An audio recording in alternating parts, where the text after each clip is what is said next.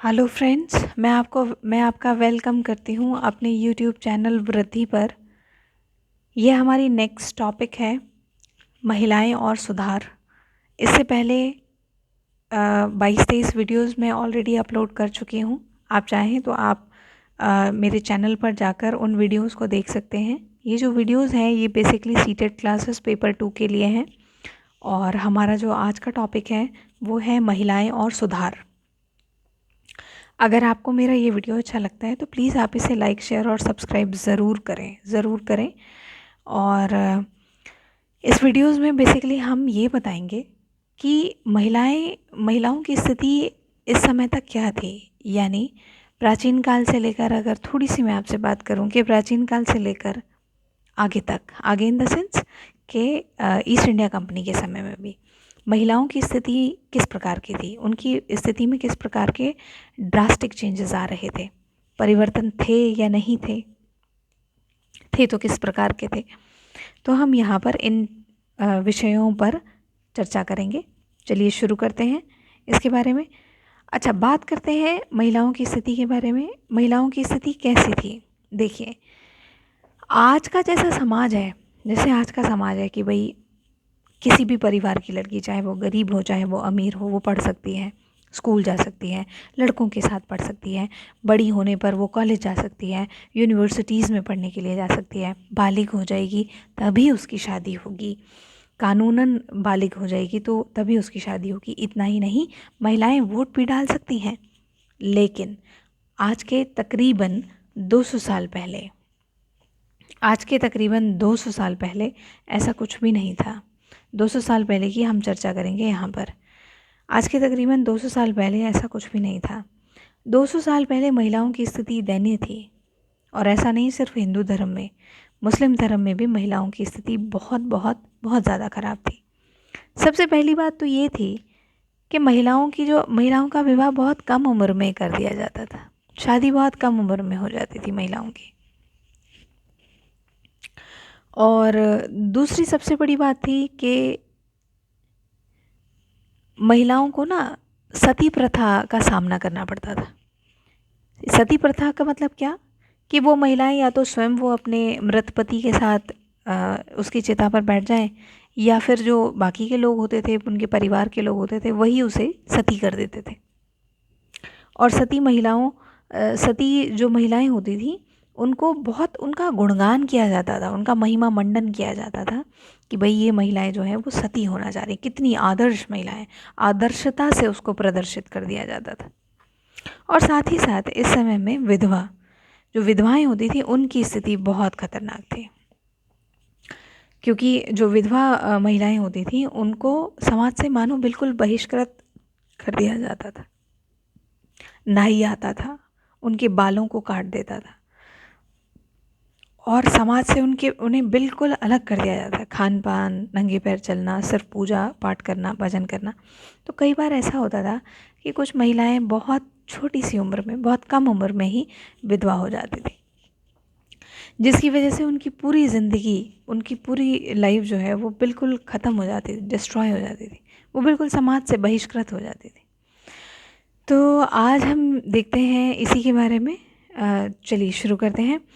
19वीं शताब्दी में धीरे धीरे यहाँ पर जो महिलाएं, जो समाज था, समाज सुधारक जो कुछ लोग थे, उन्हें ये लगने लगा कि महिलाओं में बदलाव की बहुत ज़रूरत है। क्योंकि घर को चलाने के लिए जो गृहिणी है, जो घर चलाती है, वो एक महिला है। और अगर महिलाओं को शिक्षित किया जाएगा तो जो परिवार है वो ऑटोमेटिकली बहुत शिक्षित हो जाएगा। यानी परिवार में अनुशासनता आएगी। मतलब जो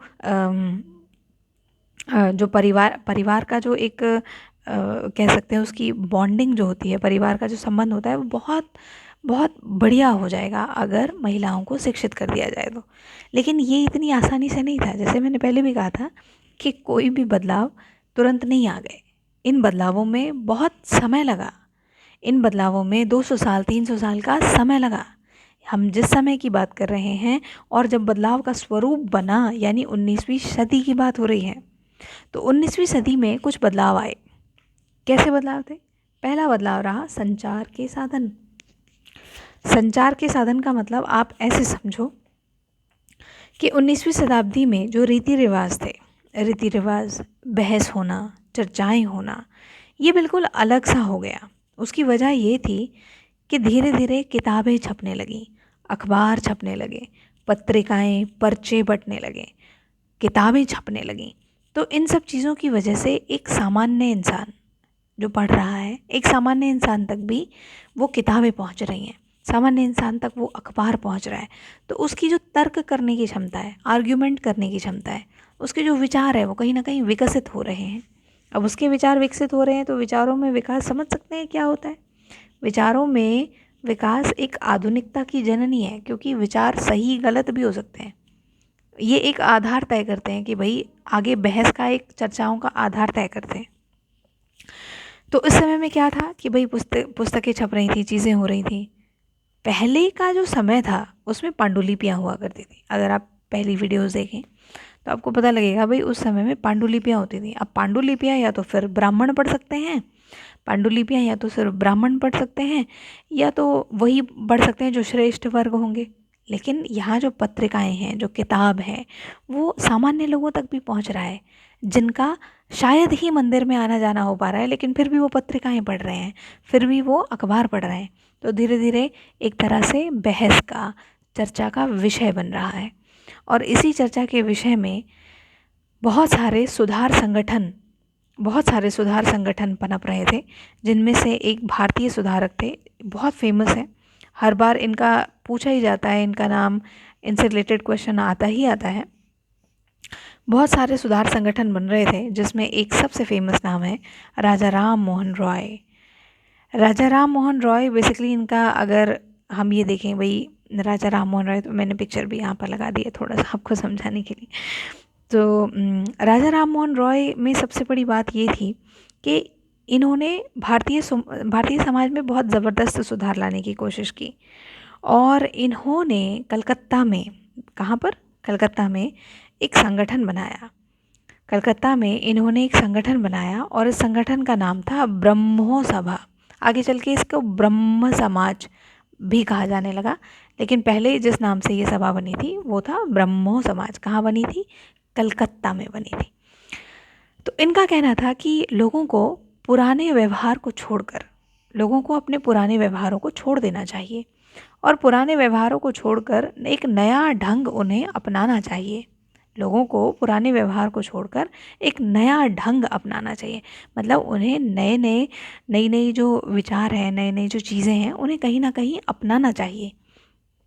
और ये सबसे ज़्यादा इस पक्ष में थे कि महिलाओं को शिक्षित किया जाना चाहिए। महिलाओं की शिक्षा पर इन्होंने बहुत ज़्यादा बल दिया। आगे हम देखते हैं इन्होंने महिलाओं की शिक्षा पर इतना बल क्यों दिया और लोगों ने इनकी बातों को क्यों माना। क्योंकि अभी अगर हम देखें तो बहुत सारे ऐसे भी लोग थे जिनका बहिष्कार भी कर दिया गया था। इसमें थे ईश्वर चंद्र विद्यासागर, उनका समाज ने बहिष्कार कर दिया था क्योंकि उन्होंने विधवाओं के लिए बहुत अहम कदम उठाए थे, तो लोगों ने उनका बहिष्कार शुरू कर दिया। लेकिन लोगों ने राजा राम मोहन रॉय का बहिष्कार क्यों नहीं किया? उसका रीज़न ये था कि राजा राम मोहन रॉय पहले तो एक अच्छे परिवार से थे, दूसरा ही उन्होंने पश्चिमी शिक्षा ग्रहण की थी, यानी ऑब्वियसली उन्हें बहुत सारी भाषाओं का ज्ञान रहा होगा। वो संस्कृत भी जानते थे, फारसी भी जानते थे और बहुत सारी यूरोपीय भाषाएं भी जानते थे। इतने महान इंसान थे। अब अगर इतने महान इंसान कुछ कहेंगे तो ऑब्वियसली एक बहुत बड़ी जनसभा तो उन्हें सुनेगी ही ना, क्योंकि वो ज्ञानी पुरुष हैं। लेकिन ऐसा नहीं था कि लोगों ने उनका अपोज नहीं किया, लेकिन उनके पास एक बहुत बड़ी टेक्निक थी लोगों से निपटने की। वो क्या टेक्निक थी? उन्होंने सबसे पहले महिलाओं के विषय में लिखा, क्योंकि उनका सबसे पहला जो मोटिव था वो महिलाएं थी कि महिलाओं की स्थिति में सुधार लाना बहुत ज़रूरी है। और इन महिलाओं में जिनके बारे में उन्होंने लिखा, इनमें महिलाएं वो भी थीं जो विधवा महिलाएं थीं जिनके बारे में उन्होंने लिखा। उन्होंने कहा कि जो हमारे ग्रंथ हैं, क्योंकि आप समझ सकते हैं उन्हें संस्कृत आती है, तो उन्होंने पुराणों में, उपनिषदों में बहुत सारी चीज़ें पढ़ी होंगी। तो वो क्या करते थे, जब उन्हें लोगों को समझाना होता था तो वो पुराणों का सहारा लेते थे, वो वेदों का सहारा लेते थे। उन्हें जब भी किसी बहुत हानिकारक से किसी रीति रिवाज पर प्रहार करना होता था, जिनसे लोगों का बड़ा मान सम्मान जुड़ा हुआ है, बड़ी आस्था जुड़ी हुई है। जब उन्हें इस चीज़ को पॉइंट आउट करना होता था तो वो एक श्लोक उठाते थे ग्रंथ में से, संस्कृत की पुस्तकों में से कोई एक श्लोक सा उठाते थे और श्लोक उठाते हुए उसका वर्णन करते हुए उस पर्टिकुलर परंपरा पर कटाक्ष करते थे, उसके अगेंस्ट बात करते थे। तो यहाँ पर हम देखते हैं जो विधवा महिलाएं हुआ करती थी, उन्होंने विधवा महिलाओं के बारे में कहा और उन्होंने कहा कि हमारे शास्त्रों में लिखा है कि किसी भी महिला को जला नहीं सकते आप, यानी उन्हें सती नहीं कर सकते, महिलाओं के जलाने की अनुमति नहीं है। और इस तरह से अंग्रेज़ ईस्ट इंडिया कंपनी की मदद से उन्होंने 1829 में सती प्रथा पर ही रोक लगा दी। मतलब एक कानून पास हो गया जिसके तहत सती प्रथा पर रोक लग गई। बहुत इंपॉर्टेंट है 1829, सती प्रथा पर रोक लग गई। तो इस तरीके से देखते हैं, मतलब देखिए ना कितने अच्छे ढंग से इन्होंने अपने तरीके को रखा।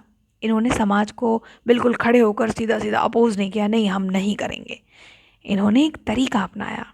इन्होंने सामान्य जन को सामान्य भाषा में, श्रेष्ठ जनों को श्रेष्ठ भाषा में और बिल्कुल मध्यम वर्ग को या निचले वर्ग को उन्हीं की भाषा में समझाया ताकि किसी के सम्मान को ठेस न पहुंचे, क्योंकि धर्मशास्त्रों को तो सभी मानते हैं।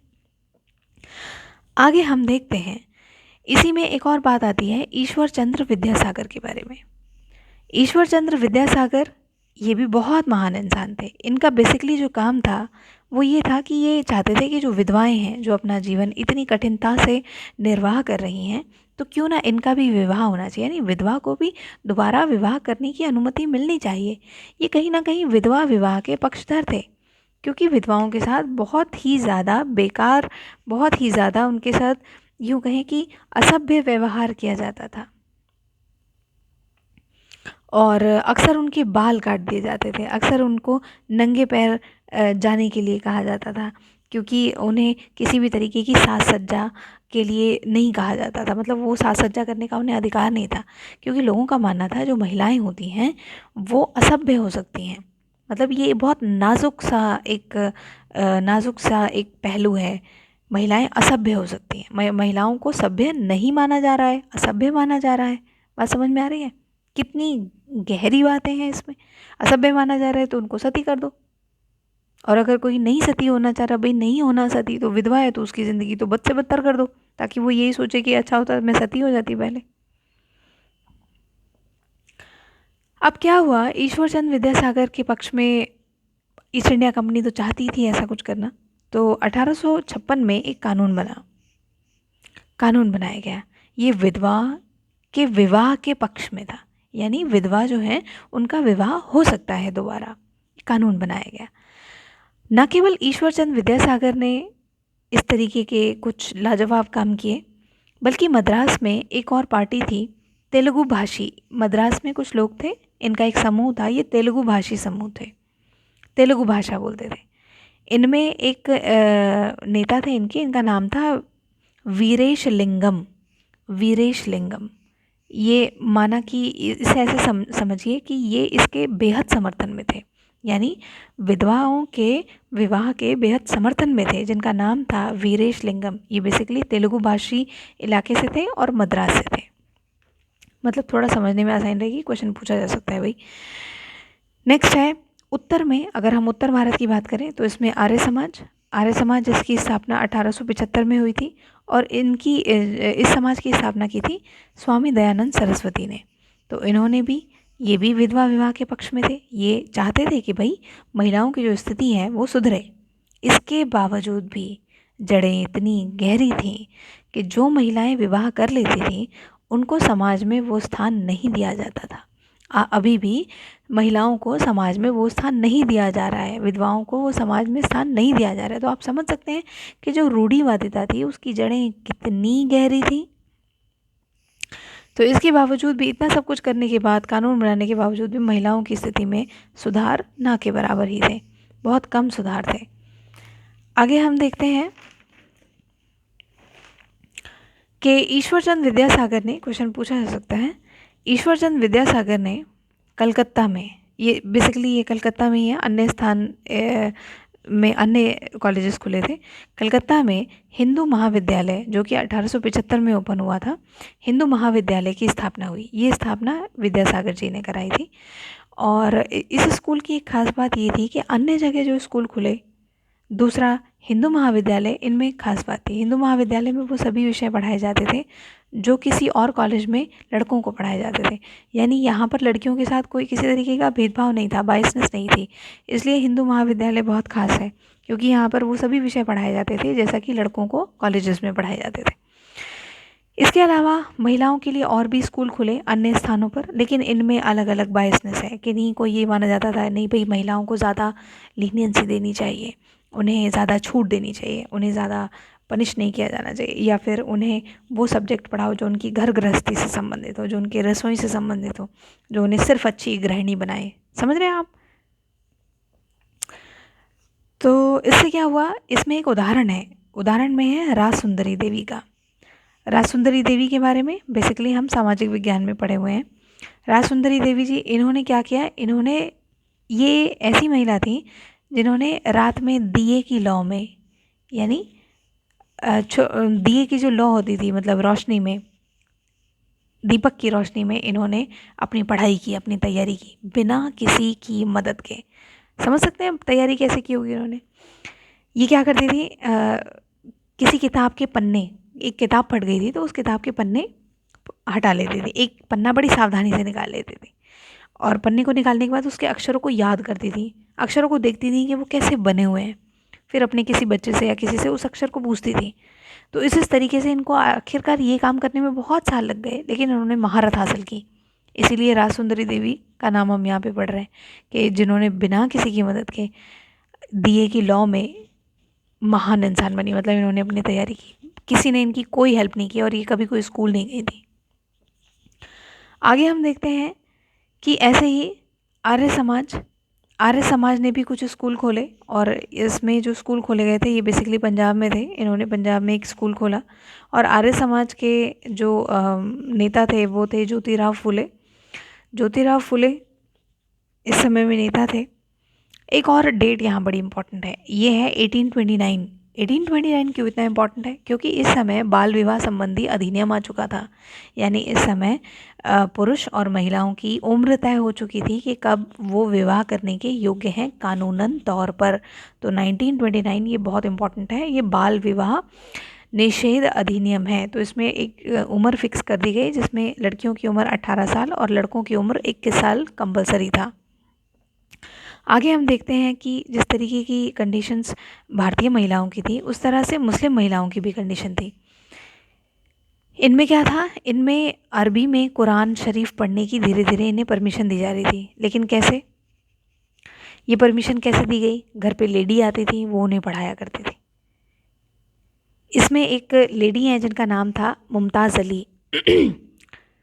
मुमताज़ अली ने भी सेम कंसेप्ट को दोहराया जैसे कि राजा राम मोहन रॉय ने किया था। उन्होंने कुरान शरीफ में से कुछ आयतें लीं, कुरान शरीफ की कुछ आयतें लीं और उनका हवाला देते हुए कहा, देखो यहाँ पर महिलाओं को शिक्षित करने के बारे में बात की जा रही है, यानी यहाँ पर महिलाओं के लिए कुछ पॉजिटिव बातें की जा रही हैं। ऐसे उन्होंने भी कुरान की हवाला, जो आयतें थीं उनका हवाला दिया, ताकि लोग उनकी बात को सुने, उन्हें ये ना समझें कि वो धर्म के विरुद्ध जा रही हैं, क्योंकि लोग तुरंत रूढ़िवादिता में आ जाते थे। वो अपने अगेंस्ट या अपनी परंपरा के अगेंस्ट कुछ भी नहीं सुन सकते थे। तो इसलिए जैसे ही वो धर्म के सहारे से अगर कोई इंसान आगे बढ़ता है तो काफ़ी एक जन समुदाय उसे सुनने की कोशिश करता है। आगे हम देखते हैं बहुत सारी बेगमों ने मिलकर यानी बेगमों के समूह ने अलीगढ़ में एक प्राथमिक स्कूल यानी प्राइमरी स्कूल भी खुलवाया। इनमें एक इम्पॉर्टेंट लेडी हैं यहाँ पर भी जिनका नाम था बेगम रुकैया सकाफ़त।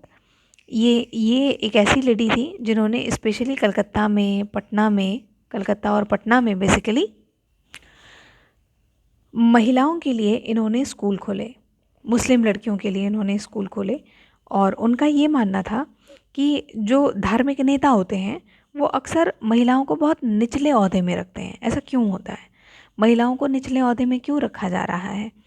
तो यहाँ पर हम देखते हैं कि ऐसी कुछ महिलाएं थी जिन्होंने, हालांकि मुस्लिम धर्म में और भी ज़्यादा कट्टरता है, पर उसके बावजूद भी उन्होंने कई कदम उठाए। आगे चल के हम देखते हैं एक और महिला जिनका नाम था ताराबाई शिंदे। ताराबाई शिंदे ये भी एक महान महिला थी, क्योंकि ताराबाई शिंदे ने स्त्री पुरुष तुलना नामक इन्होंने एक पत्रिका भी प्रकाशित की थी, जिसमें स्त्री पुरुष तुलना पर इन्होंने एक लेख लिखा था। इसको प्रकाशित भी किया गया था। आगे चल के हम देखते हैं पंडित रामाबाई। पंडित रामाबाई ये संस्कृत की विद्वान हुआ करती थी, संस्कृत की बहुत बड़ी विद्वान थी, जानकार थी, और इन्होंने हिंदू धर्म में महिलाओं की दुर्दशा पर काफ़ी बातें कहीं, कुछ लिखा भी, काफ़ी लेख भी लिखे, जिसमें इन्होंने हिंदू धर्म में महिलाओं की दुर्दशा पर लिखा। साथ ही साथ इन्होंने विधवा गृह की भी स्थापना की, क्योंकि ऐसी लेडीज़ होती थी जो अपने घर से, अपने ससुराल से सताई हुई महिलाएं होती थी, जो विधवाएं होती थी, जिनकी स्थिति बहुत ख़राब थी। तो ऐसी विधवाओं के लिए उन्होंने विधवा गृह की स्थापना की, और वहाँ पर इन महिलाओं को कुछ ना कुछ सिखाया जाता था, जैसे सिलाई बुनाई, ऐसा कुछ सिखाया जाता था ताकि वो आत्मनिर्भर बन सकें, वो अपना गुजारा कर सकें। आगे चल के हम देखते हैं कि 1920 में महिलाओं ने राष्ट्रवादी आंदोलनों में भी भाग लेना शुरू किया। महिलाओं ने राष्ट्रवादी आंदोलन में 1920 में भाग लेना शुरू किया। बहुत बड़ी बात है यहाँ पर। इनमें हम एक नाम सरोजनी नायडू जी का भी देखते हैं, क्योंकि उस समय में जब दांडी मार्च के समय में भी उनका बहुत बड़ा दबदबा था, मतलब वो गांधी जी के साथ अपने आंदोलनों में बहुत ज़्यादा सक्रिय रहीं। आगे हम देखते हैं कि 1920 में इन्हें आश्वासन दिया गया, जो भारतीय नेता थे उनके द्वारा इन्हें आश्वासन दिया गया कि अभी तो हम आपको वोट देने का अधिकार नहीं देंगे, लेकिन जैसे ही स्वतंत्रता, आज़ादी के बाद आपको वोट देने का अधिकार मिलेगा।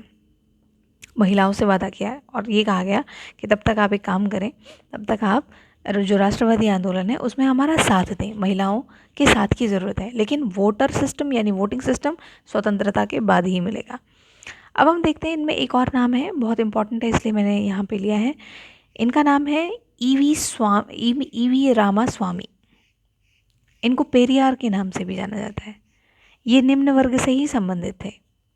इन्होंने देखा भाई समाज में तो बहुत विभिन्नताएं हैं, और साथ ही साथ जो महिलाएं हैं उन पर तो पुरुषों का बहुत ज़्यादा प्रभुत्व है। तो इन्होंने कहा, क्योंकि ये मनु के बिल्कुल विरुद्ध थे, जो हमारे धार्मिक ग्रंथ हैं उनके विरुद्ध, बहुत विरुद्ध थे। उनका मानना था कि इनमें जो है ना वो असमानताएं हैं, क्योंकि एक बार ये किसी जगह खाना खाने पर गए थे, किसी दावत में गए थे, तो उस दावत में जो ब्राह्मण वर्ग थे उनके लिए अलग बैठने का स्थान था, और जो निम्न वर्ग थे उनके लिए अलग बैठने का स्थान था। तो वहाँ से ये नाराज़ होकर चले आए, और उन्होंने कहा कि भाई जितने भी अछूत लोग हैं ना, उन्हें अपनी लड़ाई खुद ही लड़नी पड़ेगी।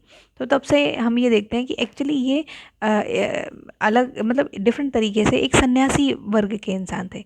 तो इन्होंने भी महिलाओं पर बहुत सारी बातें कही, और उन्होंने बहुत सारी पुस्तकों का सहारा लिया, और ये कहा कि भाई महिलाओं की स्थिति में भी सुधार होना चाहिए। तो हम यहाँ देखते हैं, इस चैप्टर के माध्यम से हमें ये पता लगा कि भाई महिलाओं की स्थिति में ड्रास्टिक चेंजेस आने के लिए बहुत बड़े बड़े काम किए गए, बहुत लोगों ने उन्हें कोऑपरेट किया, कई बार लोगों का बहिष्कार भी किया गया, लेकिन साथ ही साथ महिलाओं की ये जो स्थिति थी इसमें ये आगे बढ़ती ही चली गई, और आगे चल के स्वतंत्रता प्राप्ति के बाद इसमें और भी ज़्यादा चेंजेस आए। मतलब खुलकर लोगों ने इसमें भागीदारी अपनी दिखाई, और एक वो भी वक्त आया जब महिलाओं ने महिलाओं के बारे में लिखना शुरू किया। तो ये एक बहुत बड़ी चेंजेस हैं, हम यहाँ पे एक बहुत बड़े परिवर्तन को देख पा रहे हैं। और इतना ही नहीं कि इन सब चीज़ों में अंग्रेज़ों ने भी साथ दिया। कहीं अंग्रेज़ों ने बहुत बुरा किया, लेकिन कई बार वो धर्म के विरुद्ध आए और उन्होंने बहुत सारे कानून बनाए, और कानून बनाने के साथ एक नई आधुनिकता की तरफ बढ़ने के लिए अग्रसर किया। तो यहाँ पर मेरा टॉपिक ख़त्म होता है। अगर आपको ये मेरा टॉपिक अच्छा लगा हो, पसंद आया हो, तो प्लीज़ आप इसे लाइक, शेयर और सब्सक्राइब ज़रूर करें। और साथ ही साथ अगर आप मुझे कोई सुझाव देना चाहते हैं, और आप प्लीज़ आप उसे कमेंट बॉक्स में लिखें। मेरी कोशिश यही रहती है कि आपको ठीक से दिखाई दे। 2 या 3 बार आप इस पर्टिकुलर वीडियो को देखेंगे तो आपको ये यूं ही लर्न हो जाएगा। आगे चल के हम इसके क्वेश्चंस भी करेंगे, जो इंपॉर्टेंट क्वेश्चंस हैं। एक्चुअली हम जो क्वेश्चंस करेंगे वो चैप्टर ओरिएंटेड क्वेश्चन करेंगे। एक चैप्टर से जितने भी क्वेश्चंस बन सकते हैं, मेरी पूरी कोशिश ये रहेगी कि एक चैप्टर से जितने भी क्वेश्चन बन सकते हैं वो सारे के सारे क्वेश्चंस विद आंसर्स मैं आपके साथ डिस्कस करूँ। तो उसके लिए तैयार हो जाइए। ऑलरेडी पहले 22 वीडियोज़ अपलोड हो चुकी हैं, आप उन्हें देख सकते हैं। और ज्ञान गहरा हो जाएगा। बाकी के एग्ज़ाम्स में भी आने के लिए चीज़ें हैं इसमें, लेकिन अभी जो हम कवर कर रहे हैं वो स्पेशली सीटेट के पर्पज़ से ही है। इसमें कोई एक्स्ट्रा ओरिएंटेड चीज़ें नहीं है, देखिए जी। क्योंकि आगे जब हम और कोई क्लासेस करेंगे, जैसे पीजीटी की क्लासेस करेंगे, तो पीजीटी की क्लासेस में पीजीटी के लेवल का पढ़ाएंगे, सीटेट की क्लास में सीटेट के लेवल का पढ़ाएंगे, ताकि यहाँ पर आपके अंडर में सारे क्वेश्चंस आएँ, आप ज़्यादा से ज़्यादा मार्क्स को गेन करें। चलिए ठीक है, थैंक यू सो मच।